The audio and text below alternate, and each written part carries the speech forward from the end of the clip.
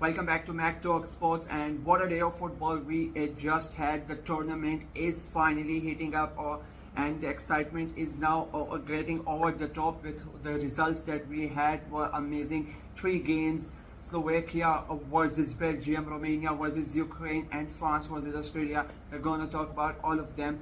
We're going to start with the first game, Romania versus Ukraine. And to start off, I have to apologize to the Romanian team and to the Romanian fans.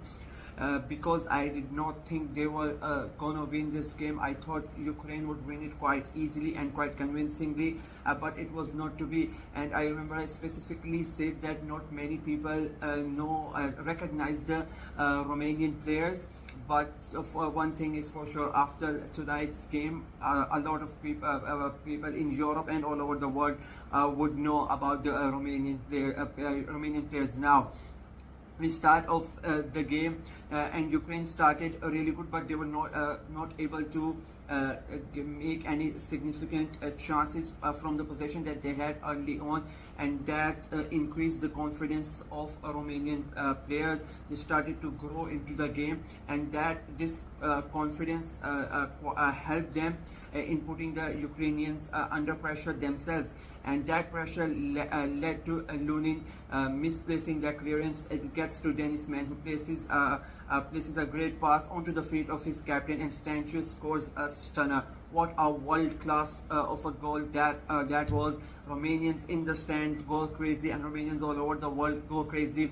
Wonderful finish, and the keeper is there holding his hands. Zinchenko goes over and consoles him to get back into the game, but it was not a good night for the Ukrainian keeper. Moments later, they get Romania gets another corner, and Stanchu again, he almost doubles the lead directly from the corner, but thankfully for Lunin, the ball just goes past the crossbar. Otherwise, could have been 2-0 right there and then. But I said he did not have a great night, because his bad luck continued in the second half. Romania gets a swift corner, and it ends with Marvin shooting just outside from the edge of the box, and the ball goes right under the hands of Lunin. 2-0 Romania, and you basically think that the game is done and dusted, but Romanians made sure of that. Couple of minutes later, they get a corner, wonderfully worked short corner, and it's that man again, Dennisman. He had an excellent game. Plays a through ball inside the 6-yard box, and there is Dragos taps it in, and it's 3-0, and it's done. The Romanians are running everywhere from happiness, and they should, because as I said, nobody really expected them to win the game and win it this convincingly. So it was a really good game for them. Ukrainians, on the other hand, they never made any really good attempt or chances to win the game. The only noticeable chance that I can think was late in the night. He brought a good save out of Neta from his long range effort. Apart from that, the Ukrainians were really poor. You expect experienced players like Zinchenko's and Modric's to get the team into focus after conceding that goal, but they were also nowhere to be seen. So quite a convincing win for Romania, and quite a heavy loss for Ukraine. And the win becomes even more special, because what happened in the second game, the group just opens up quite beautifully. Second game, Belgium versus Austria, and I don't think anybody predicted that Belgium are gonna lose. I went for a 3-0 easy win for Belgium, but this is why we love football, that anything can happen. And yeah, the game started, and Belgium could have gone 1-0 up inside 2 minutes. Doku on the edge of the box turns around, makes a great run, passes it over to Kevin De Bruyne. He places it into the feet of Romelu Lukaku, and of course it's Lukaku. Instead of scoring, he hits directly at the keeper, and that basically set the tone for the entire net. Belgium creating chances and Lukaku missing it. He got another chance, again he made the run. Doku was again the person who crosses it in, but he was not able to get the ball, get the final touch, and the ball goes away.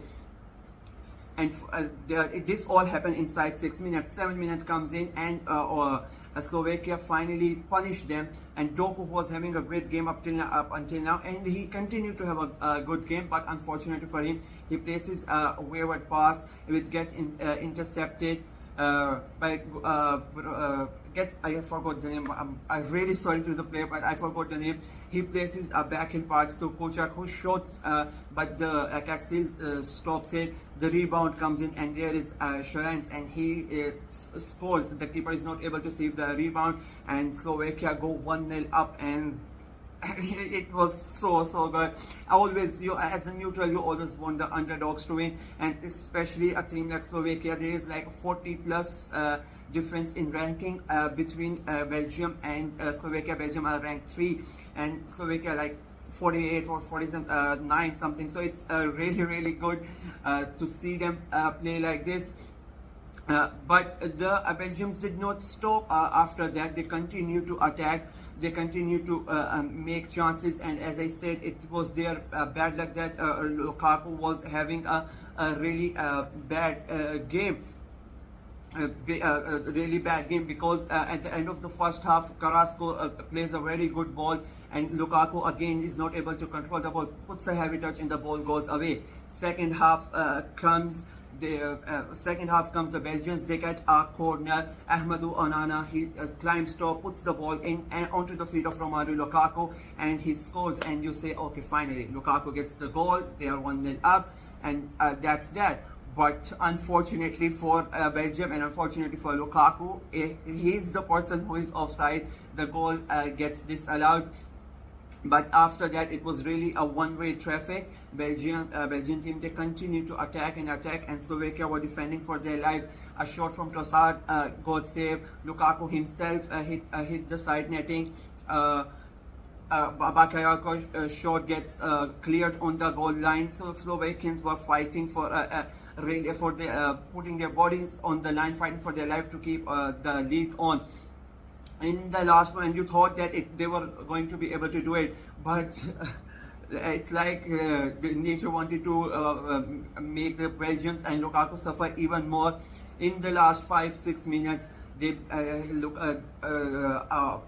get another chance. The ball comes in, Lukaku scores, and this time even I thought, okay, they finally drawn it.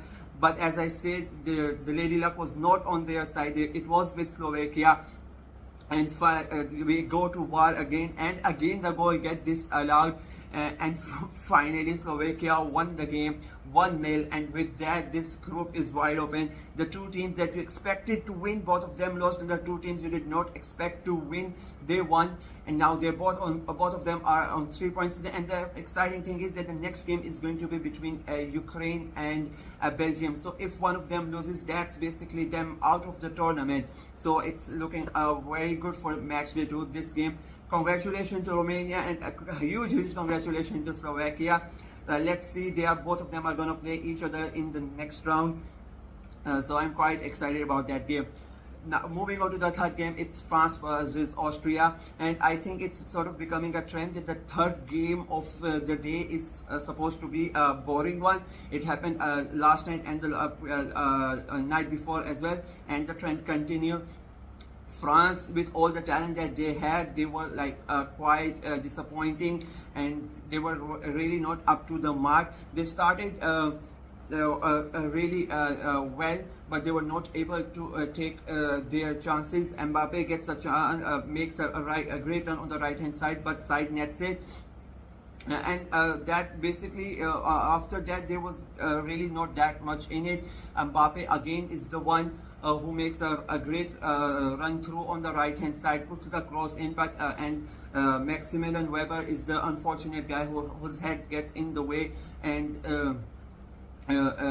he scores an on goal, and it's 1-0 France. And I thought at that time, now France will play with more freedom, and maybe they will score a lot of goals, but it did not happen. Rabiot, he plays a long ball in, and Mbappe gets one-on-one, and like there is no one person in the world who thought that Mbappe would miss, but he misses the goal. Shockingly enough, lays it on the shockingly misses plays shoots wide of the goal, and the game stays 1-0. and there was not many really chances in the game. It was like quite a boring game, same like the England game last night. None of the teams were able to get out of it. Austria, even though France were not playing really good, Austria themselves, they did not offer that much, so it was quite a hard watch and a disappointing start in my opinion for the French. And it got even worse because with the injury to Mbappe, it did not really look good. His nose was bleeding, and even Didier Deschamps has said that it's not a really a nice injury, and they don't even know the effects of it until now. So maybe he can miss the next game as well. So it was not a good night, but still they got the win. They got the points, and that's all that matters. So please let me know what you guys think of all the games, of all the upsets, and France's performance, especially Mbappe's, because he was not on his normal level. Please tell me what you guys think in the comment section. Please like and subscribe to my channel. Until the next video, bye bye.